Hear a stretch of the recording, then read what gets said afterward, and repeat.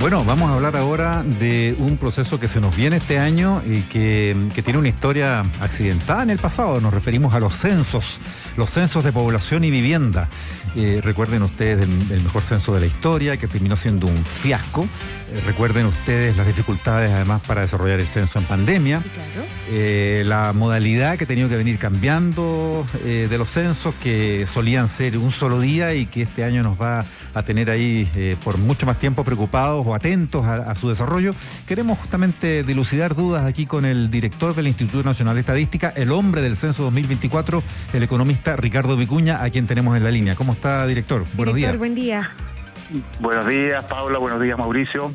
Gracias por conversar con nosotros y bueno, queremos justamente marcar un poquito la diferencia porque, a ver, de alguna forma en Chile los problemas que ha habido con los censos más recientes, 2012, que fue ese censo que resultó muy fallido, y las dificultades que hubo después por los tiempos que conocemos los últimos años de haberlo actualizado, a ver, primero que todo estamos atrasados, ¿no? Y segundo, los censos anteriores de alguna manera no fueron los ideales, pues, ¿no? O sea, este censo pudiera ponernos al día, ponernos a tono con la actualización de la información sobre población y vivienda en Chile.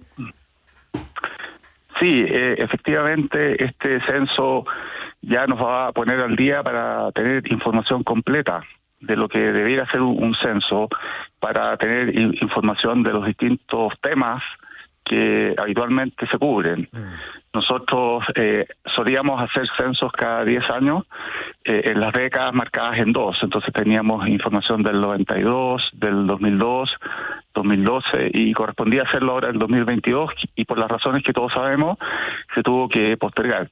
Esto se posterga porque efectivamente para hacer un censo hay que planificarlo con mucha antelación, hay que hacer pruebas en terreno y obviamente en pandemia eso era completamente imposible. Y finalmente arribamos entonces a la fecha actual del 2024.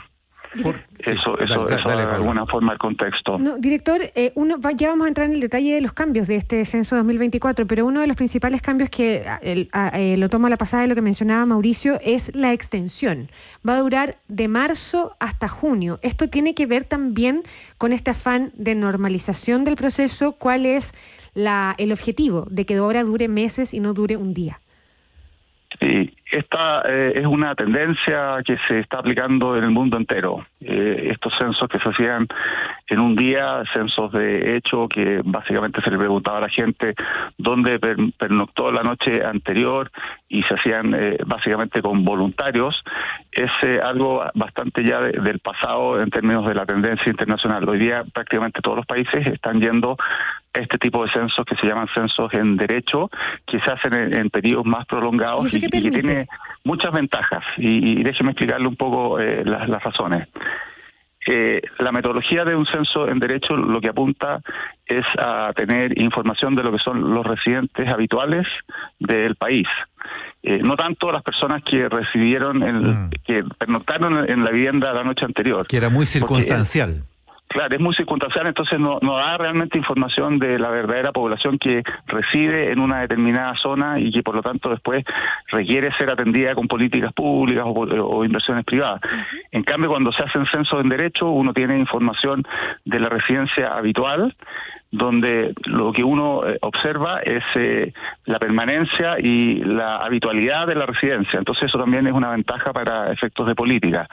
Y extenderlo además en periodos más largos también permite manejar mucho mejor las contingencias que se pueden producir en el territorio. De repente hay problemas justo el día del censo para que se llegue a las viviendas porque hay circunstancias climáticas o de repente hay algunos eventos específicos, llámese por ejemplo los incendios que hemos tenido tan frecuentemente. Entonces con periodo más largo uno tiene más capacidad de reacción. También uno tiene más capacidad de proteger a los equipos que están en terreno porque son equipos más chicos.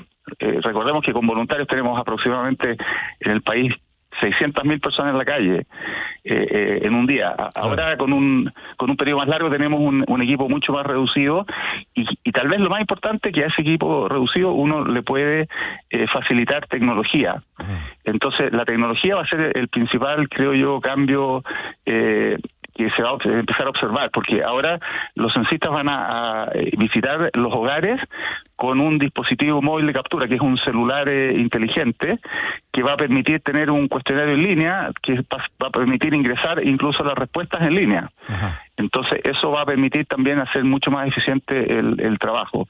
Y por último, vamos a tener capacitados mucho mejor a los equipos, porque efectivamente van a ser personal pagado, contratado y muy bien capacitado. Ahí es interesante porque ahí se abrió un campo laboral incluso para un montón de gente. Díganos, recuérdenos, señor director, ¿cuántos son y cuánto se les paga? ¿Y por cuánto tiempo? Porque son equipos entonces que van a estar trabajando esos 3 meses por lo menos, y más, porque están desde antes trabajando ya, ¿no? ¿Son los mismos en el periodo completo? Son distintos cargos, pero concentrémonos en el cargo más importante, que es el de censista. Estamos en este momento justo en la etapa de postulaciones. Uh-huh. Esta etapa partió el 20 de diciembre y concluye el 12 de enero. Entonces ahí hay una ventana para que las personas interesadas en este tema se motiven y postulen. Hay 24.500 aproximadamente cargos de censista y van a tener ya la respuesta de si han sido seleccionados por allá alrededor del 20 de febrero para ya presentarse el día 4 de marzo. El trabajo dura entre marzo y junio, principios de junio, y es un cargo que tiene una renta bruta de 750.000 pesos y además tiene una bonificación por permanencia, es decir, las personas que trabajen efectivamente los 3 meses van a tener un bono de 90.000 pesos. Al final. Entonces, eso es al final, porque lo que queremos nosotros básicamente es que no venga gente de paso, que tengamos que capacitar y que después en la mitad del periodo, digamos, nos abandone. Queremos incentivar a la gente que se quede todo el periodo. ¿Cómo va el interés ahí por las postulaciones, considerando que todavía quedan algunos días hasta el día 12? Hemos tenido una buena reacción por parte del público. Estamos ya sobre las 100.000 postulaciones y esperamos que esto vaya aumentando mucho más en la medida que se vayan acercando los plazos. Ahora, para los censados, todos los chilenos, esto usted ya nos graficaba ahí, porque visiblemente una principalísima novedad va a ser que no van a llegar con un legajo de páginas a llenar, sino con este dispositivo móvil que va a ser visiblemente como un celular como los que conocemos, ¿no? Va a tener una app especial para esto, para que puedan llenar los datos ahí. Y la duración, porque son 50 preguntas. Aquí también hay harto que conversar sobre las preguntas mismas, porque esto también va cambiando. Incorpora otros temas. Hay temas nuevos, hay cosas que se preguntan de una manera distinta, pero antes de ir a eso, en lo más material, digamos, con este dispositivo también se agiliza la toma de los datos. ¿Cuánto dura la encuesta, la visita de cada censista a cada casa? Bueno, lo que informamos el día de ayer es que nosotros hemos hecho estimaciones de que una entrevista normal que sea hecha a un hogar de aproximadamente 3 personas debería tener una duración aproximada de 20 minutos.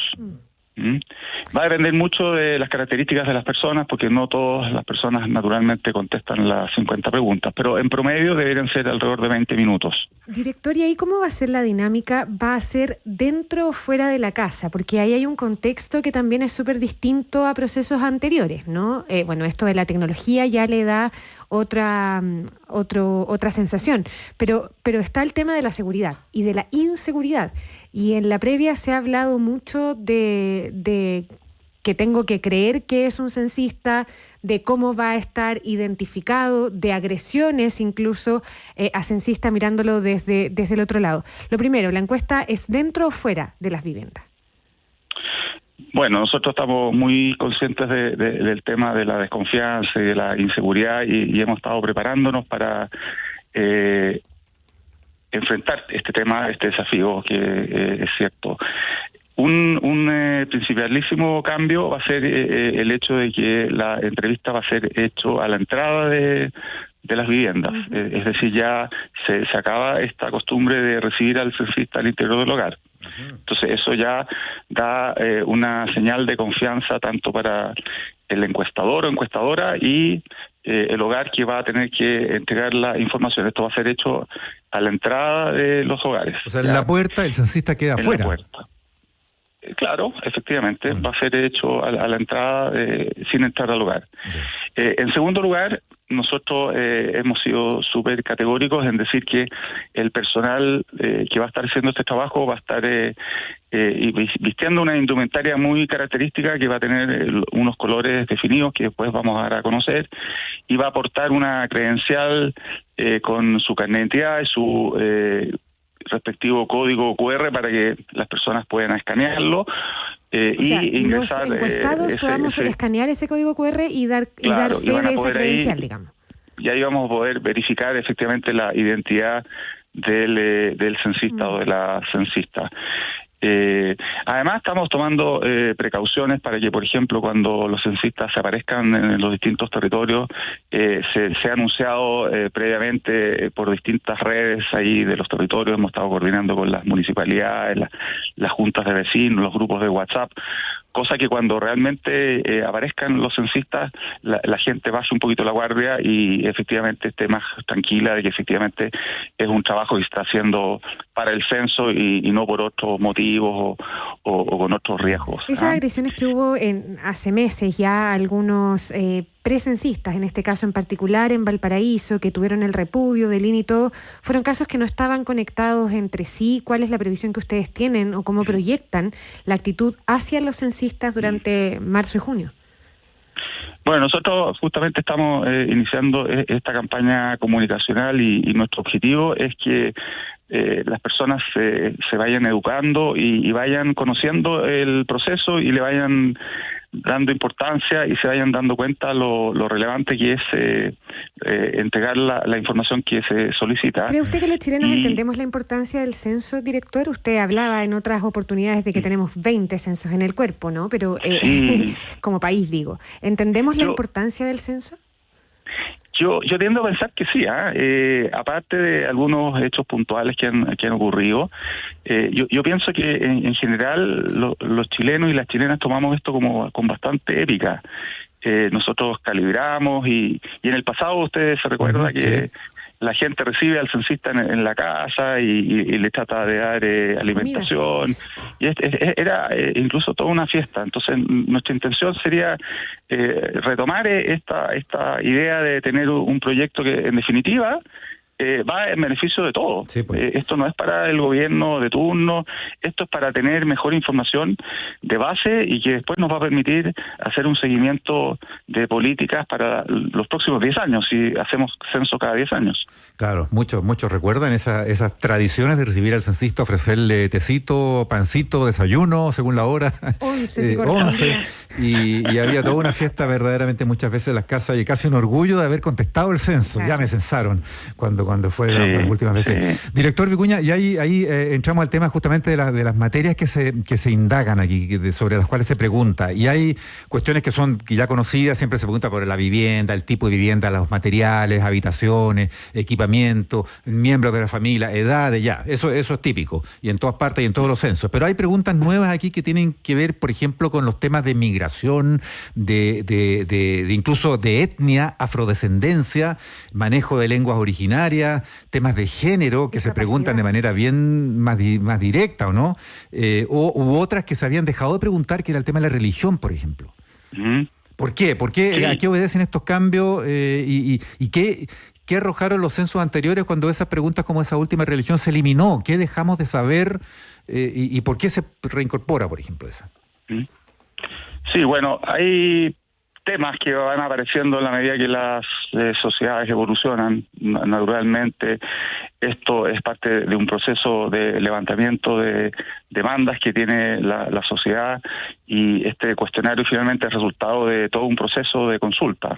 Entonces se han levantado estos temas que aparecieron como más solicitados por parte de las distintas organizaciones de la sociedad civil y de los ámbitos más institucionales, públicos y privados.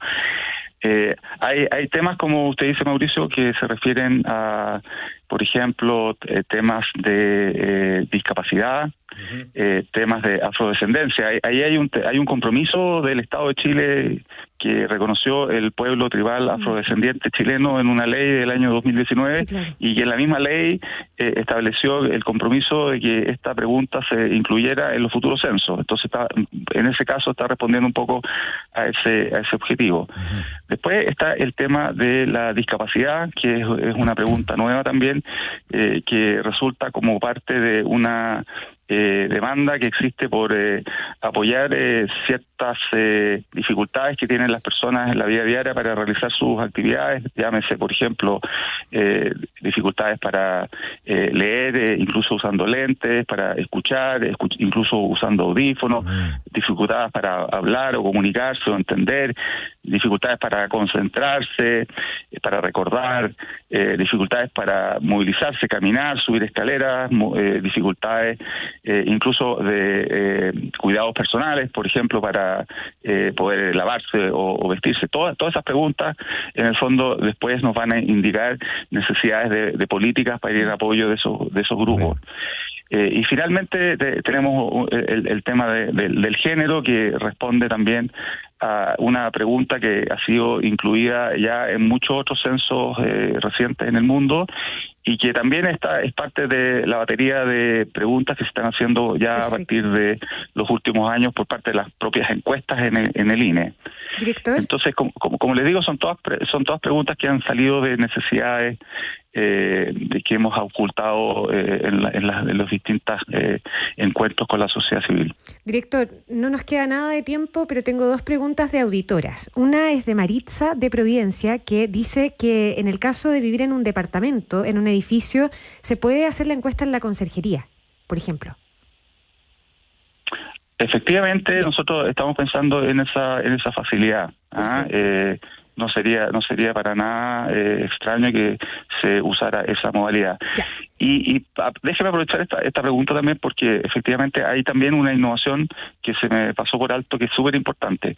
En caso que las viviendas no puedan ser entrevistadas por una serie de razones, y el encuestador o encuestadora haya ido ahí en un par de ocasiones y esa entrevista haya sido infructuosa, se va también a dejar una invitación para que el hogar pueda en línea contestar la encuesta. Ya, justo esa era la otra pregunta que hacía Isabel, que si no había nadie en la casa, ¿cuántas veces vuelven, por ejemplo?